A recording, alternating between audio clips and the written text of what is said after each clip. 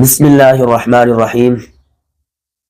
سامعین، اس سے پہلے ہم نے بات کی تھی کہ اذان کی ابتدا کیسے ہوئی اور مسجد نبوی کی تعمیر کے متعلق گفتگو کی تھی۔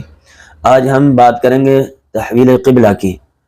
ہجرت کے بعد آپ صلی اللہ علیہ وسلم 16 سے 17 ماہ تک بیت المقدس کی طرف چہرہ کر کے نماز ادا کرتے رہے۔ ہجرت سے پہلے کیونکہ مکہ مکرمہ میں آپ نماز ادا کرتے تھے تو وہاں پر یہ ترتیب تھی کہ بیت المقدس کی طرف ہی آپ کا چہرہ ہوتا تھا، مگر سامنے بیت اللہ بھی ہوتا تھا، یعنی اس ترتیب سے مکہ کے اندر نماز ادا کرتے کہ سامنے بیت اللہ بھی ہوتا اور بیت المقدس کی طرف بھی آپ کا رخ ہوتا تھا۔ لیکن جب مدینہ منورہ میں ہجرت کر کے تشریف لے گئے تو وہاں پر کیونکہ ایسی ترتیب نہیں تھی، ایسا زاویہ نہیں بن رہا تھا کہ بیت المقدس اور بیت اللہ دونوں سامنے ہوں اور ان کی طرف چہرہ کر کے نماز پڑھی جائے، تو آپ صلی اللہ علیہ وسلم ہجرت کے بعد 16 سے 17 ماہ تک بیت المقدس کی طرف چہرہ انور کر کے نماز پڑھتے رہے، لیکن بار بار آسمان کی طرف اپنا چہرہ مبارک اٹھاتے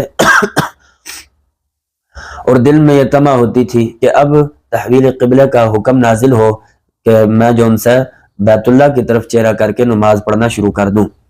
خیر، یہ 15 شعبان کے بعد یہ حکم نازل ہوا، فَوَلِّ وَجْهَكَ شَطْرَ الْمَسْجِدِ الْحَرَامِ۔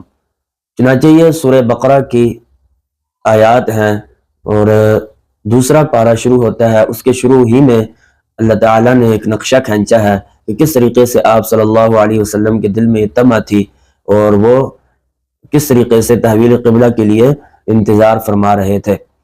چنانچہ آپ صلی اللہ علیہ وسلم پر جب یہ قبلہ کے تحویل کا حکم نازل ہوا تو آپ بڑے خوش ہوئے۔ تو جو بیت المقدس کی طرف جو ایک محراب بنا ہوا تھا، ایک رخ ہوا تھا، اس کو اصحاب صفا جو مدرسہ تھا صفا کا، اس میں تبدیل کر دیا گیا کہ جو بیت المقدس کی طرف ایک رخ کیا ہوا تھا مسجد کا، تو اس طرف جو ہے وہ مدرسہ بنا دیا گیا جس کو صفا کا نام دیا گیا، اور دوسرا جو رخ تھا مسجد نبوی کا، اس کا رخ جو ہے وہ بیت اللہ کی طرف کر دیا گیا۔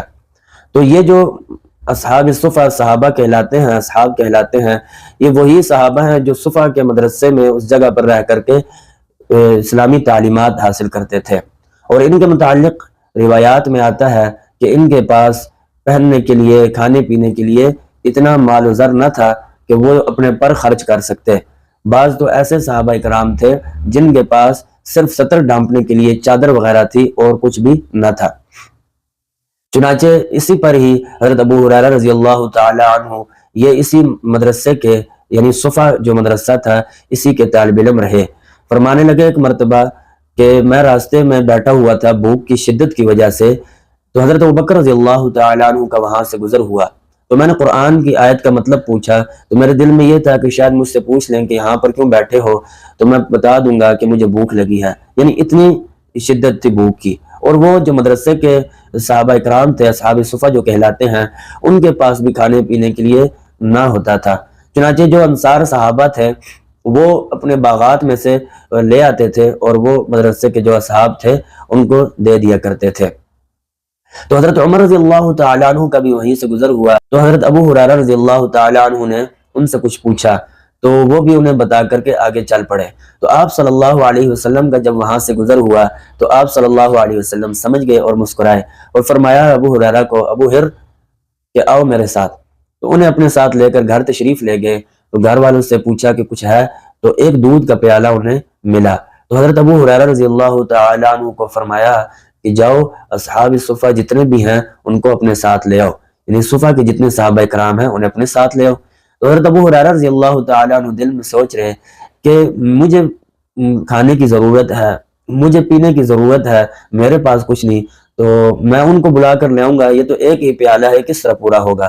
لیکن اطاعت رسول میں تو انہوں نے اپنی زندگی کو قربان کر دیا تھا۔ چنانچہ وہ گئے اور صحابہ اکرام کو بلا کر لے آئے۔ تو حضرت ابو ہریرہ رضی اللہ تعالیٰ عنہ نے وہ پیالہ لیا، تمام صحابہ اکرام نے وہ دودھ پیا۔ اس کے بعد آپ صلی اللہ علیہ وسلم نے حضرت ابو ہریرہ سے فرمایا اب آپ بھی پی لو۔ تو انہوں نے 2-3 مرتبہ پیا، پھر آپ صلی اللہ علیہ وسلم نے فرمایا اور پیو اور پیو۔ آخر کار حضرت ابو ہریرہ رضی اللہ تعالیٰ عنہ نے فرمایا کہ اب گنجائش نہیں ہے۔ آخر میں آپ صلی اللہ علیہ وسلم نے اللہ کی تعریف کر کے وہ دودھ کو مکمل فرمایا۔ چنانچہ اب جب یہ 15 شعبان کے بعد یہ تحویل قبلے کا حکم جو نازل ہوا، ساتھ ہی رمضان سے کچھ وقت پہلے جو ان سے رمضان کے روزوں کی فرضیت بھی، اس کا حکم بھی نازل ہو گیا۔ شہر رمضان الذی انزل فیہ القرآن ھدی للناس، تو یہ حکم نازل ہوا تو اب رمضان کے روزے بھی فرض ہو گئے۔ اس سے پہلے جو ہے وہ عاشورہ کا جو روزہ تھا وہ فرض تھا۔ آپ صلی اللہ علیہ وسلم پر جب یہ حکم نازل ہوا کہ رمضان کے روزے فرض ہو گئے تو اب جو ہے وہ عاشورہ کا جو روزہ تھا آپ صلی اللہ علیہ وسلم نے فرمایا کہ اب اس کو رکھنے کی ضرورت نہیں، چاہے تو رکھو، اگر نہیں جی چاہتا تو نہ رکھو۔ خیر، رمضان کے روزے پھر یہی یوں سمجھ لیں کہ یہ ہجرت کا جو دوسرا سال تھا، اس میں روزے فرض ہوئے، روزے کا جو حکم تھا وہ فرضیت کا جو حکم تھا وہ نازل ہوا۔